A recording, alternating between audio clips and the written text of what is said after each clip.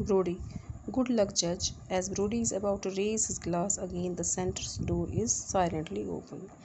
अभी आपस में एक दूसरे को क्या कहते हैं, जस्ट कहते हैं या गुड लक कहते हैं। उसके बाद जो ब्रोडी है जैसे ही वो इस गिलास को अपने मुंह की तरफ लेता है तो वहाँ का जो सेंट्रल डोर है जो बाहर की तरफ खुलता है वहाँ वो आहिस्ता आहिस्ता खुलने लगता है।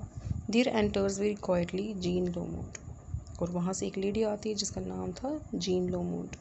She is a middle aged woman of peasant appearance. वो एक जैसे कि एक गरीब लेडी होती है वैसी उसकी जो है अपीयरेंस है। She is dark stately stern with an air of distinction. वो डार्क कलर की है लेकिन उसकी बॉडी जो है वो हेल्दी है। With an air of distinction मतलब थोड़ा सा अलग जैसे लग रही थी। She wears a kerchief round her head. उसके सिर पे जो है एक रुमाल बंधी हुई है। She shuts door quietly and stands motionless for a second. अंदर आके वो दरवाज़ा बंद कर देती है आहिस्ता आहिस्ता और खड़े रह जाती है बिल्कुल चुपचाप। Brodie had raised his glass to his lips. Brodie ने अपने गिलास को लिप्स तक लिया था। Just doing same and Brodie seen Jean. दोनों ने पीना स्टार्ट किया था। उसी टाइम उनको किस पे नज़र पड़ गई, इस जीन पे। ही जंप्स। ब्रोडी को डर लगा।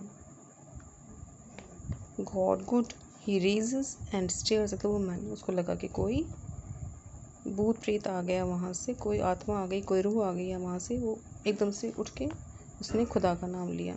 जज he looks round and also rise, both of them putting down their glasses. She stands behind the table motionless. Judge addresses her. Who are you?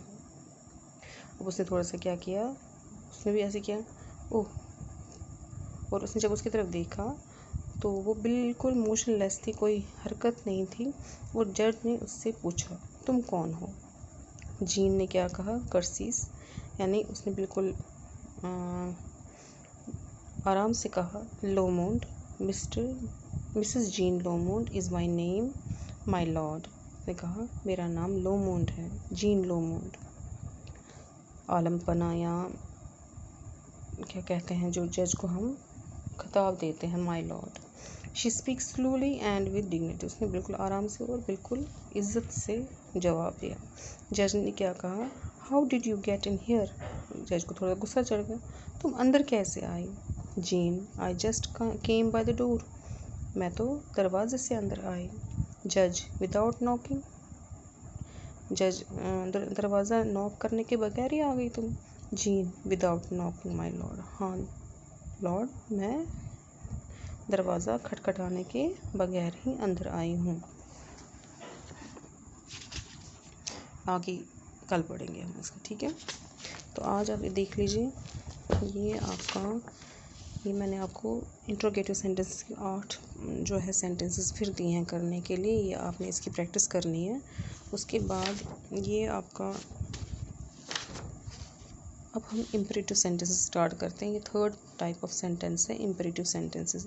In sentences में जैसे कि हमारा जो असर्टिव सेंटेंस थे उसमें स्टेटमेंट्स थी, यानी उसमें बिल्कुल सीधे सेंटेंसेस होते थे, ना उसमें कोई क्वेश्चन होता था, ना कोई फीलिंग वगैरह कुछ नहीं होती थी, वो सिंपल सेंटेंसेस होते थे, ठीक है।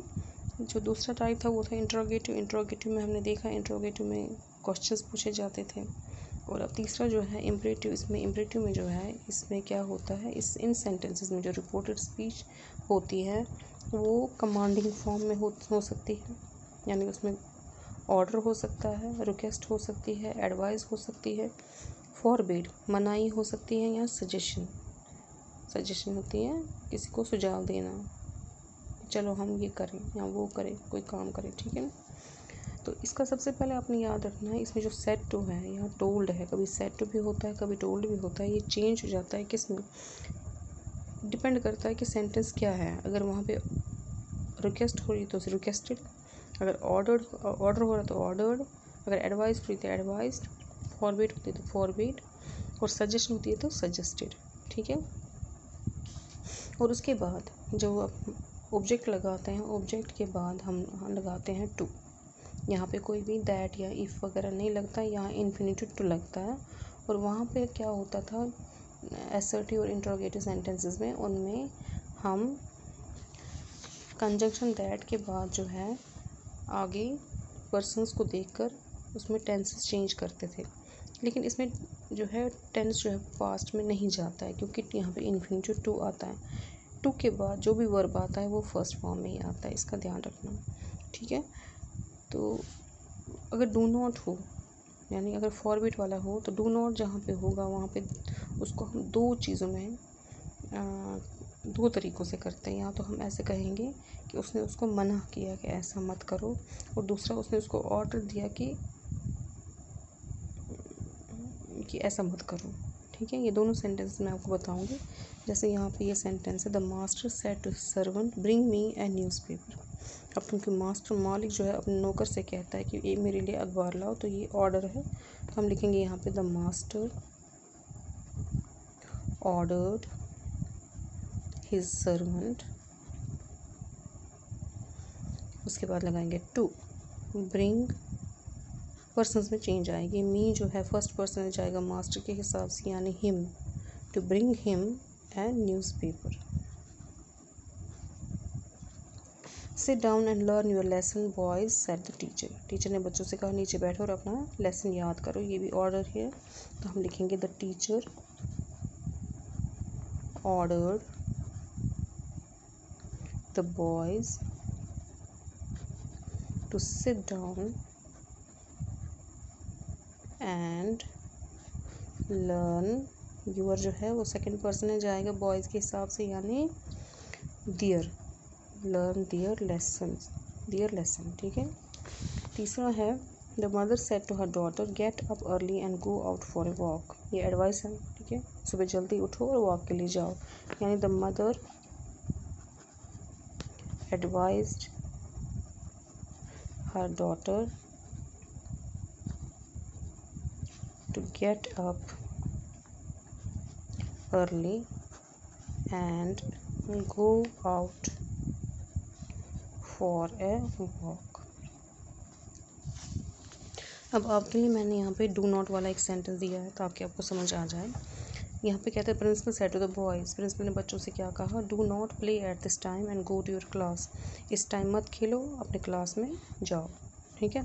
तो हम यहाँ पे दो तरीक़ों से इसको कर सकते हैं। यहाँ तो पहला आ जाएगा the principal फॉरबीड,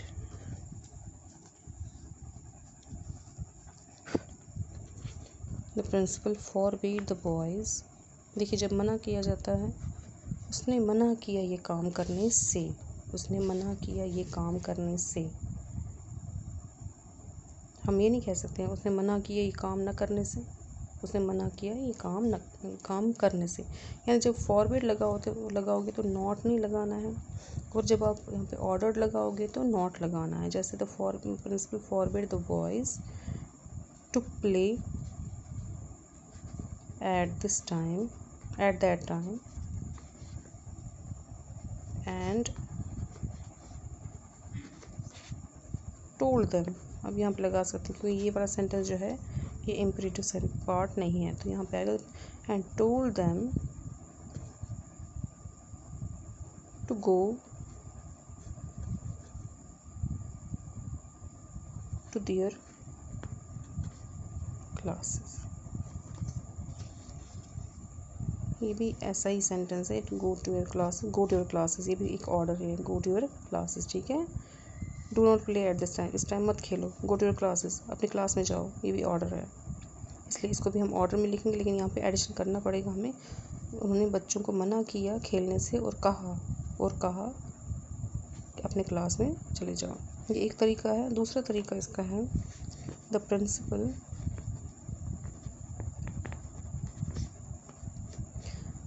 ordered the boys not to play at that time and told them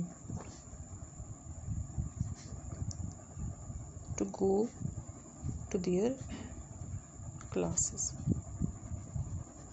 इनको देख लीजिएगा, ये आपको समझ आ जाएगी कैसे करना है। आज इतना ही, इसके आगे कल करेंगे।